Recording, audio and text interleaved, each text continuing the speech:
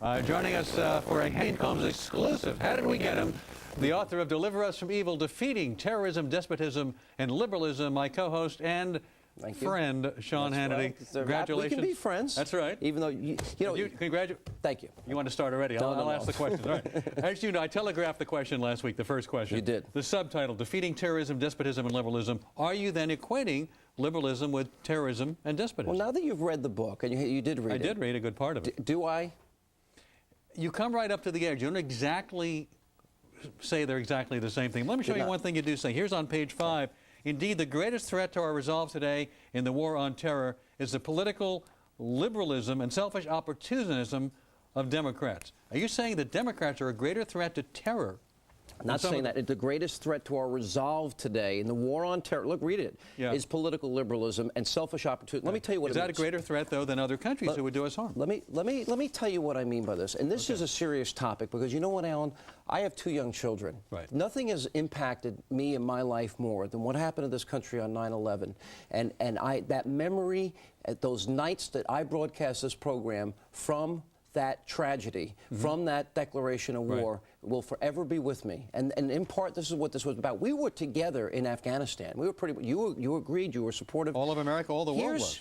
Here's what bothers me. I'm not talking about fringe people like Michael Moore in the liberal establishment. I am talking about when you have Ted Kennedy, who is the leading Democratic senator, saying that the president concocted a war for political gain. That is so beyond the pale. When you have, as we have, Al Gore screaming at the top of his lungs how he betrayed us, how the president preordained a war with Iraq prior to 9/11 even happening. When you have Dennis Kucinich saying the president authorized the bombing of civilians in this war, that he wants to get us away. Hey, wait a minute. Dennis Kucinich is a presidential candidate. Yeah. Howard Dean put forward the theory, let me finish this, that we might have been warned about 9/11 ahead of time. The fact that he even repeated that.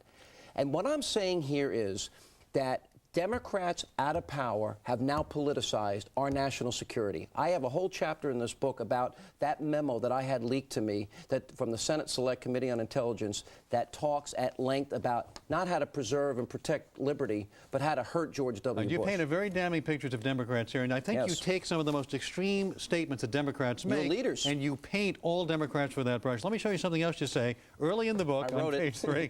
To liberals, people like Saddam and Osama bin Laden are not morally depraved murderers, but men driven to their bad acts by the injustices of Western society. Interesting concept. Now, you do a good job.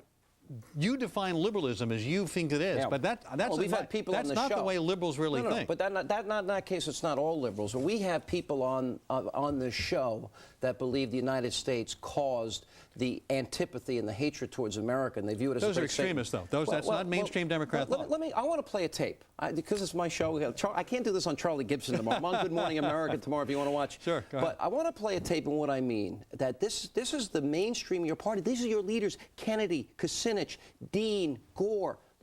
This is what I mean. Roll the tape about Dean and. We will not give up in New Hampshire. We will not give up in South Carolina. We will not give up in Arizona or New Mexico, Oklahoma, North Dakota, Delaware, Pennsylvania, Ohio, Michigan. We will not. Let me run one other one here. But there's nothing wrong with what Dean did there. He was energizing his troops. But he did suggest the president knew about 9/11 ahead of time. Let me run Hillary and then run. And this is what I'm saying here. One more. They have the most wrong-headed economic policies that we've seen since Herbert Hoover, and we're beginning to pay a price as a nation for these policies. I am sick and tired of people who say that if you debate and you disagree with this administration, somehow you're not patriotic, and we should stand up and say we are Americans and we have a right to debate and disagree with any administration. She's right. She's right. She has a philosophical disagreement, the worst economy since Herbert Hoover. That is her opinion. It is clearly a point of view you don't agree with. Howard Dean was energizing his base. He wasn't doing anything untoward. Here's what I'm trying to say. For the sake of the audience, the modern liberalism has abandoned the tradition of people like FDR and Truman and Scoop Jackson. Zell Miller points it out in his bestseller. And what I'm trying to say here, Alan, and this is very important that our audience understand this, I am saying that politicized the most important issue of our day. Your party, your leaders, and their comments are frankly almost bordering on unforgivable. We disagree about who's doing the politicizing here, but we will continue the debate on the other side. And by the way, we'll tell you where you can see Sean if you're around the country going on a multi-city tour. You're watching the Network America Trust for real journalism, fair and balanced. Coming right back. Defeating terrorism, despotism, and liberalism. I got mine half price. Thank you very much. By the way. Let me see. So I did sign it. To Colmes, my favorite lib. Thanks for all your help, Sean Hannity. I thank you for saying Hannity, and now I know which Sean it is. All right. All right, here it is. You talk about the various candidates. You say if any of the Democrats are elected, basically, it is very bad for America. Except for Joe. You've been very critical of John Kerry, saying he voted with the president, then changed his tune. Here's what John Kerry actually said when he cast his vote. He said, "I expect him," meaning President Bush, "to fulfill the commitments he's made to the American people in recent days, to work with the United Nations Security Council, to adopt a new resolution setting out tough, immediate inspection requirements, to act with our allies at our side if we have to disarm Saddam by force. If he fails to do so, I'll be the first to speak out." That was the context in which he cast his vote. But that's not what the resolution said. The resolution gave the authorization for war. It's neither here nor there, in my view, and this is why, Alan. John Kerry, when Reagan was confronting the Soviet Union, I have a whole chapter about the evil of the Holocaust and how Chamberlain and how Churchill, thank God, was the leader in his day over Chamberlain, who was an appeaser. How Reagan had to confront appeasement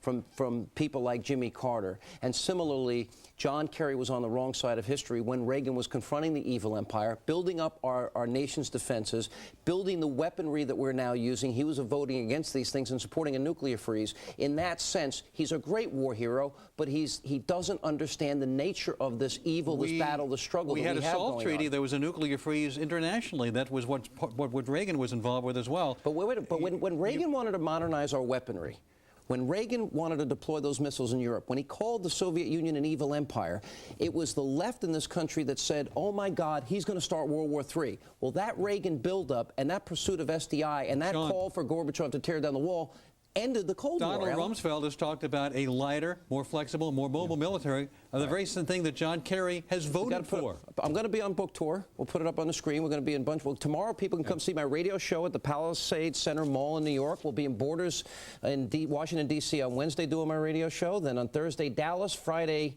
we'll be in Gwinnett Place Honda in Atlanta. And then Saturday, Philly, New Jersey, and Long Island. Book review. You'll be on my radio show tonight. And I'll be on your radio show tonight.